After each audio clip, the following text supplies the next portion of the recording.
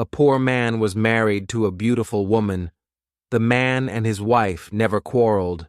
The husband loved his wife. The wife loved her husband. They were very happy. But this happy couple had a rich, handsome neighbor. He saw the poor man's beautiful wife, and he fell in love with her. I want to marry her myself, he thought. Every day when the woman's husband was working in the fields, the rich man went to the poor man's house. You're a beautiful woman, he said to the poor man's wife, but your clothes are old. Why doesn't your husband buy new, pretty clothes for you? I'm sure he doesn't love you. If he loved you, he would buy wonderful clothes for you. Divorce him and marry me. I will buy you beautiful new clothes, the best in the land. Then you will be the most beautiful woman in Ethiopia. At first, the woman didn't listen to the rich man, but he came to her house every day, and every day he said the same things. At last, she began to think, perhaps my neighbor is right. Why doesn't my husband buy beautiful new clothes for me? Perhaps he doesn't love me. That night, she said to her husband, Look at me, husband. My clothes are old and ugly. I want new ones. Buy me some new clothes. Her husband smiled at her. You don't need new clothes, he said. You are the most beautiful woman in the world to me. She was angry. Don't you love me? She said. If you love me, buy me a new dress. Her husband loved his wife, and he wanted to please her. I have only a little money, he thought, and I need a new plow. But I want my dear wife to be happy. So the next day, he went to the market and bought a new dress for his wife. He took it home to her, and she put it on. Thank you, my dear husband, she cried. Now I know that you love me. When the rich man came to see her again, she was wearing her new dress. You see, she said to him, my husband loves me very much. He bought me this beautiful new dress. The rich man shook his head. But a good husband doesn't only give his wife new clothes, he said. He gives her gold. Where's your gold necklace? Where are your gold rings? Why doesn't your husband give you those? He opened a box and showed her some beautiful gold jewelry. Look at these, he said. Divorce your husband and marry me, and I will give all these to you. The woman did not listen to him. Go away, she said. I love my husband and he loves me, and we are happy together. But the rich man came again every day, and every day he showed her the box of jewelry. At last she began to think, perhaps the rich man is right. Why doesn't my husband buy gold for me? Doesn't he love me? That day, she didn't make a fire. She didn't cook a meal. Her husband came home late after a long day in the fields. He was tired and hungry. There's no dinner for you tonight, his wife said. You don't love me. What? Her husband cried. But my darling, I love you more than anything. You are the most wonderful person in the world. Then why don't you buy me some gold jewelry? She said. When a man loves his wife, he gives her a gold necklace and rings for her fingers. Her husband looked worried. I spent money on her new clothes, he thought. How can I find more for gold? I'll go and see my brother. Perhaps he will lend me the money. I must buy gold for my dear wife. I want her to be happy. The next day he went to visit his brother.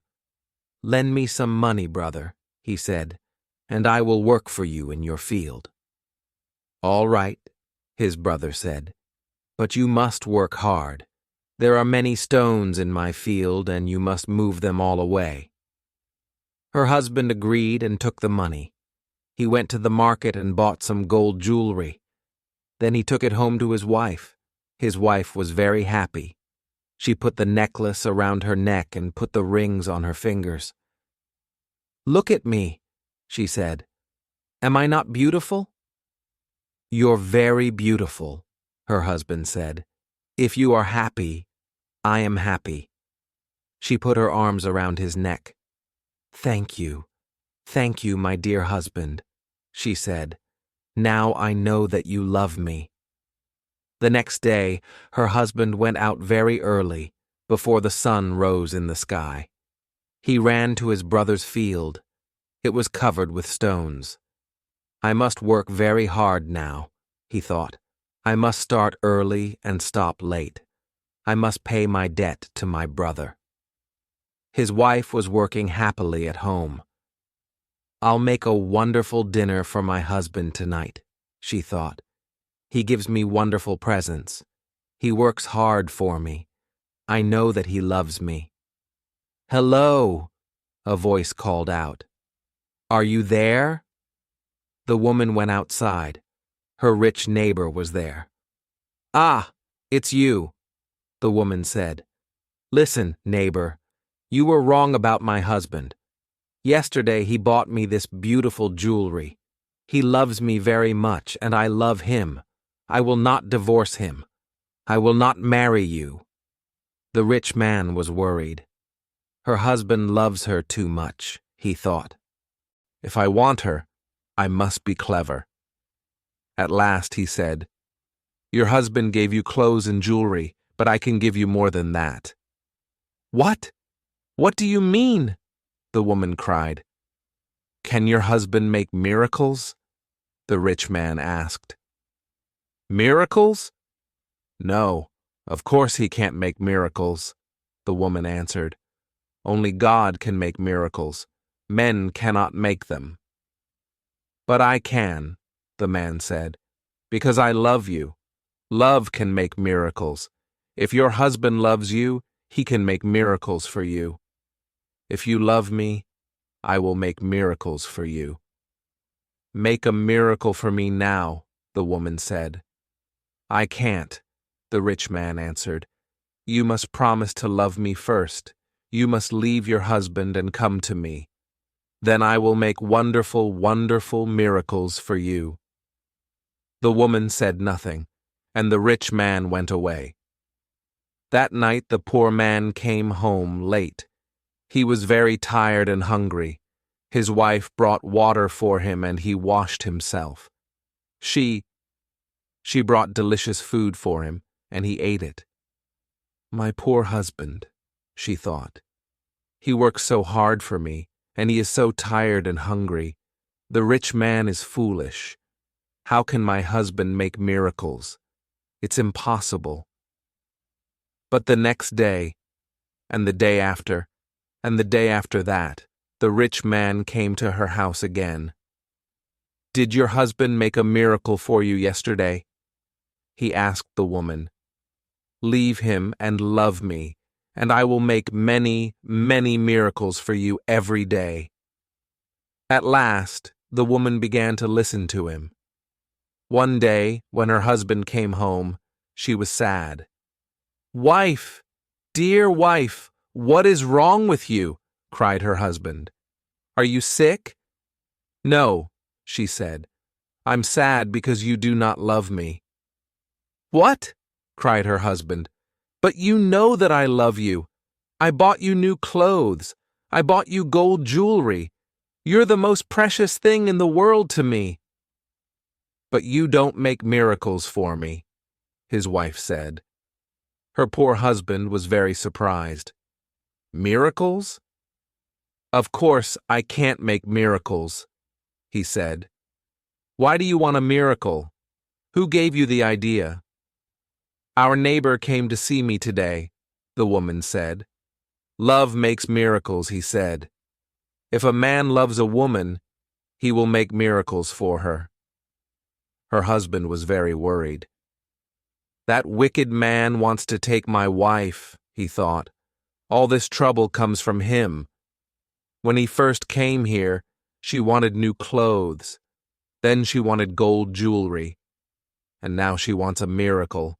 What can I do? If I don't make a miracle, perhaps my wife will leave me and marry him." The next day, he went slowly to work in his brother's field. "I must pray," he thought.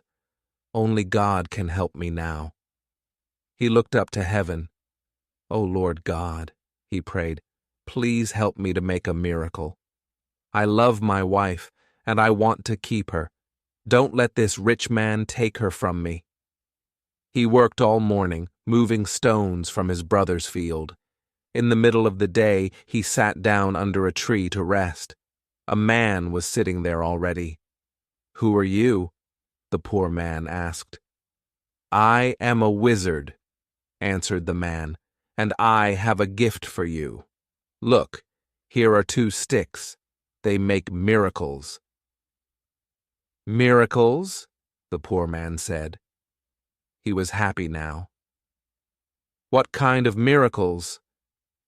"If you touch a person with the first stick," the wizard said, "he will become a donkey." The poor man thought of the rich man, and he smiled. "A donkey," he said.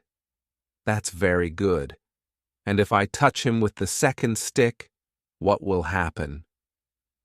"He will become a man again," said the wizard.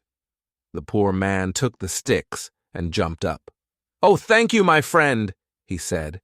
"I prayed to God, and he sent you to me. Now I can keep my wife and punish my enemy."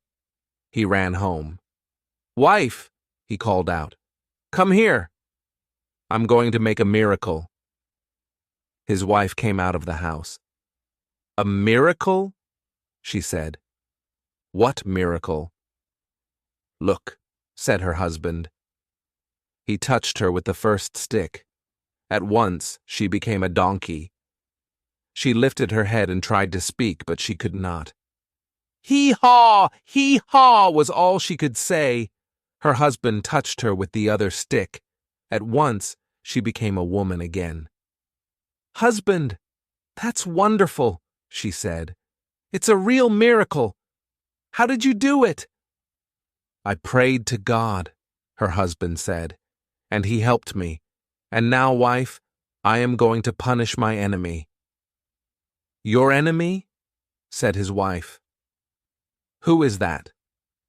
"You know my enemy," her husband said. He was looking at her, and he wasn't smiling now. "It's the rich man, our neighbor. He comes to our house when I'm working in the fields. He gives you bad ideas. 'Ask your husband for new clothes,' he says. 'Ask him for gold jewelry. Ask him for a miracle.' Am I right? Did our rich neighbor give you all these ideas?" His wife said nothing. "And did you listen to him?" Her husband went on. His wife did not look at him. She was ashamed. "I'm sorry," she said. "It's true. He said all those things. He wanted me to divorce you and marry him. And I listened to him." "And do you want to divorce me and marry him?" her husband asked. She looked at him. Her eyes were full of tears. "No, dear husband. I want to stay with you forever, and I will never listen to him again." "Then take this stick," her husband said, "and touch the rich man." With it, he gave his wife the first stick, but he hid the second one in the roof. The next day, he went to work. Soon, the rich man arrived at the woman's house. "Well," he asked her, "and can your husband make miracles yet?" "Yes," she said, and she touched him with the first stick. At once the rich man changed into a donkey. "Now," said the woman, "you can go to work and help my dear husband." She took the donkey out to the fields.